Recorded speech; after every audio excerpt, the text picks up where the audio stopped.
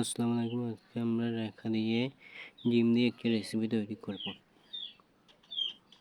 প্রথমে রেখাগুলোকে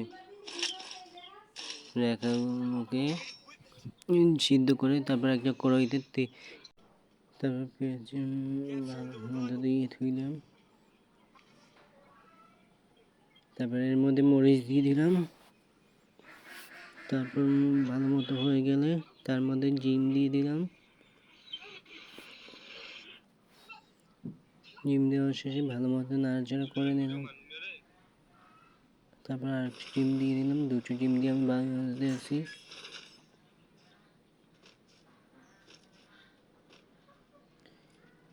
ভালো মতো কষিয়ে নিতে আছি।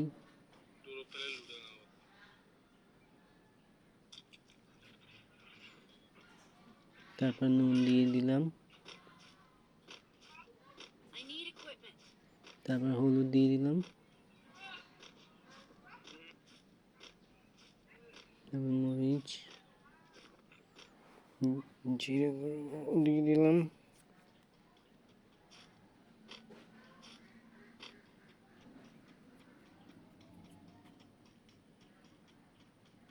তারপর এখন জিরে গুঁড়ো দিয়ে দিলাম আমরা।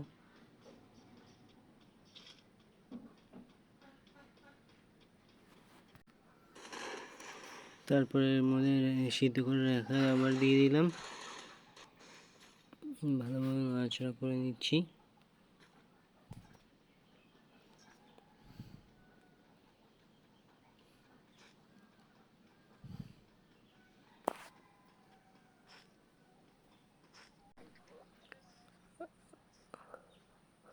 এখন তৈরি হয়ে গেছে রেখার তরকারি।